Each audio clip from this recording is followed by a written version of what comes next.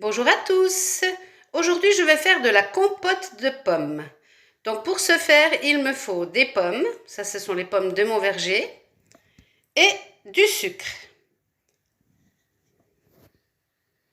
Donc je vais commencer par peler mes pommes et les couper en tout petits morceaux pour les mettre dans une casserole dans laquelle j'ai mis au fond 3 décis d'eau. Pas qu'elle colle. Là, j'ai mis 3 décilits parce que j'ai vraiment beaucoup de pommes. Mais il faut juste mettre un petit fond d'eau pour pas que ça brûle. Voilà, donc j'ai 2 kg de pommes. Donc, j'ai mis 400 g de sucre. Je vais mélanger tout ça avec le fond d'eau qui est au fond de ma casserole. Et je vais aller mettre à mijoter jusqu'à ce que les pommes soient très très cuites et que ça devienne une compote.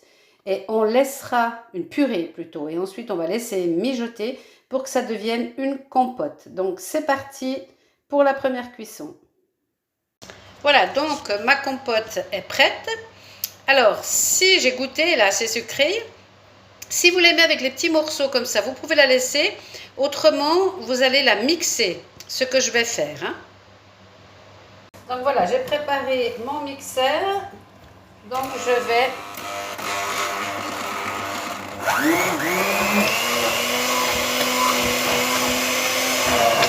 voilà, donc maintenant elle est bien en purée. Je vais la mettre dans des sachets de congélation. Et une partie je vais garder pour faire des chaussons aux pommes. Voilà, donc ma compote de pommes est prête. Je vais prendre mes petits sacs de congélation et je vais mettre 2 louches, c'est 2 portions. Une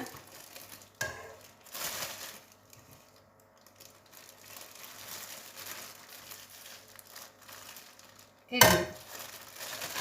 Je vais laisser descendre tout ça et ensuite je les ferme et je les mets aux congélations. Alors vous, pour les proportions, il faut essayer dans vos petits bols quand vous la mangez simplement comme ça, pour la quantité qu'il vous faut pour faire des chaussons. Alors pour faire des chaussons, moi je sais que pour faire une plaque de pâte feuilletée et de la compote de pommes, c'est qu'une seule de mes louches. Parce qu'on n'en met pas beaucoup dans la pâte. Donc les petits, chez moi, je sais que c'est pour faire les chaussons aux pommes.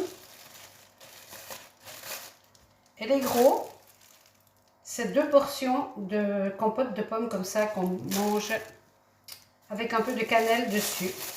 Donc voilà, je vais continuer de mettre en sac et je vais mettre au congélateur. Voilà, à bientôt!